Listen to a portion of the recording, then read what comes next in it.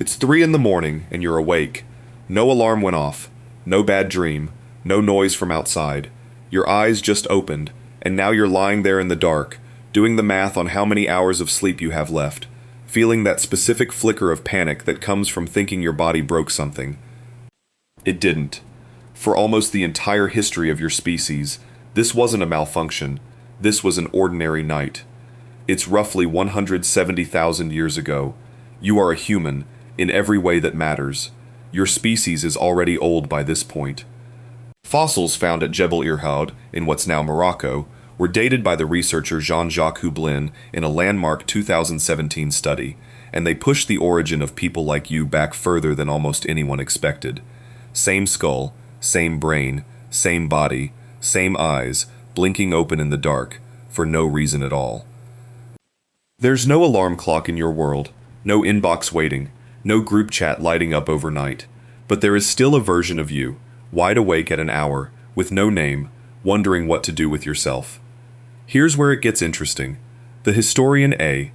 Roger Ekirch spent years combing through old diaries, court records, and medical texts from before artificial light took over the night, and he found something strange. People back then didn't sleep in one long stretch. They slept in two. A first sleep, not long after dark. Then, somewhere in the deep hours, they woke up. Not from noise, not from worry, just awake. That waking window lasted an hour, sometimes two. People used it to think, to pray, to talk quietly with whoever else was awake, to lie there with their thoughts. Then, eventually, a second sleep carried them through to morning. You've done this. Everyone has done this. We just call it insomnia now, and reach for a screen instead of lying in the dark with our thoughts. When the sky actually starts to lighten, you get up. Not because a clock told you to, because the light did. You check the fire, because somebody always checks the fire. Losing it means starting from nothing, and starting from nothing is a very bad way to spend an afternoon. Then you eat whatever's left from yesterday, and you go looking for more.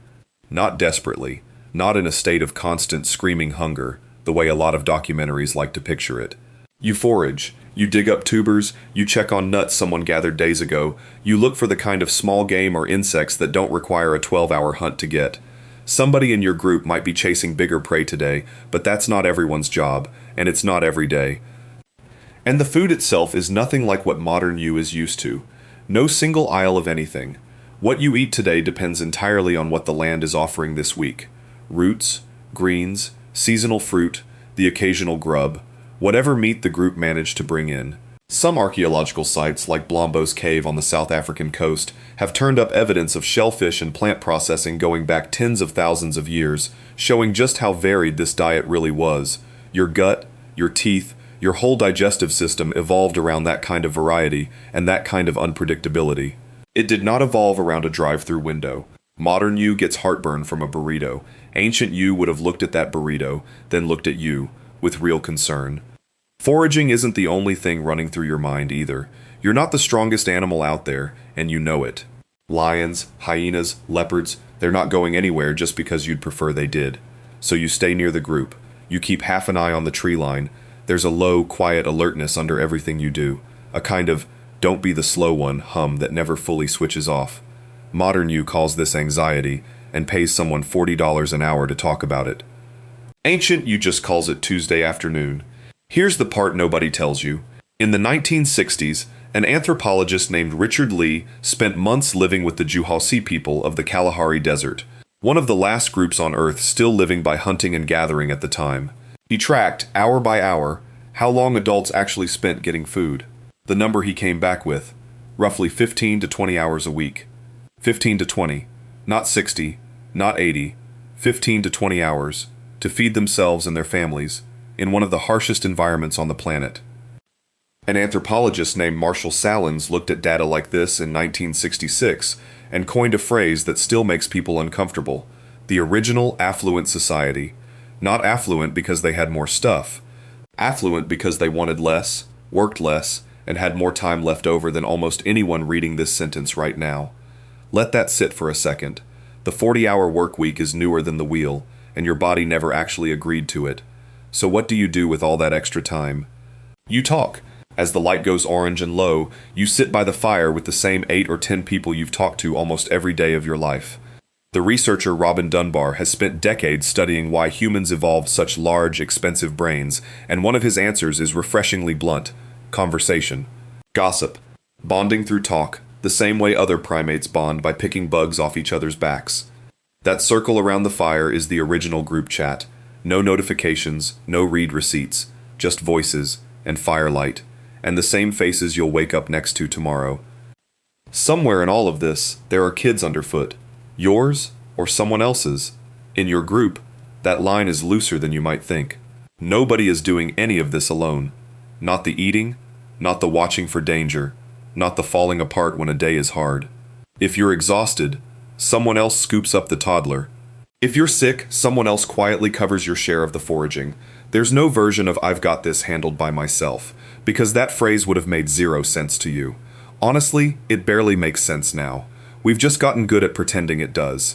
Picture the evening properly, the fire cracking low, a kid asleep across someone's lap, somebody telling the same story you've all heard before, and everyone laughing at the same part anyway, because it's still a good part. Nobody is scrolling, nobody is comparing their fire to a better fire 3 villages over. The only light for miles is the light your group made, on purpose, together. But it gets stranger.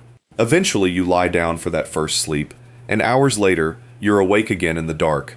Same as you would be right now, 300 years before anyone invents a light bulb, and 300,000 years before anyone invents a phone. Only in your world, that waking window isn't lonely. There's a low voice somewhere near you. There's a fire, still glowing. There's no glowing rectangle telling you what everyone else is doing while you can't sleep. That's really the whole difference.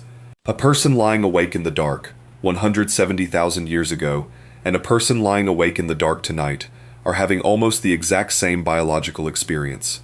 Same hormones, same window in the night, same restless wandering mind, running the same loop it's always run. What's changed isn't the wakefulness. It's only what fills it. Now, the honest answer is, we don't know the exact texture of any single night that far back.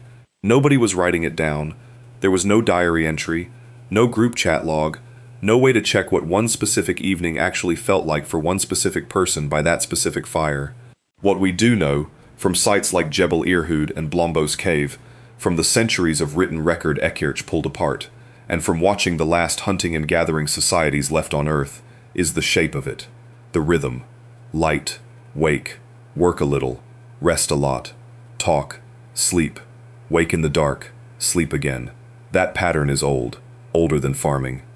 Older than cities, older, honestly, than almost anything else about how you live now. It's worth being a little humble here, because it's tempting to romanticize all of this, to picture one long, peaceful campfire evening stretching across 170,000 years. No conflict, no hunger, no hard days. That's not true either. There were bad seasons. There was real danger. Nobody is arguing it was easy. The point isn't that it was better in every way. The point is narrower and stranger. The rhythm underneath it, the actual biology running the show, has barely changed at all, even though almost everything sitting on top of it has. So the next time it's 3 in the morning and you're lying there awake for no reason at all, you can stop treating it like a glitch. It isn't one. It's an appointment your body has kept for 170,000 years, long before there was anyone to blame it on, and long before there was a screen to fill it with. Somewhere in the dark, something very old in you is just waking up, the same way it always has. So here's the question. If your work week was 15 hours, and the rest of your time was food, fire, and people you actually knew, would you call that the harder life, or the easier one? Tell me in the comments.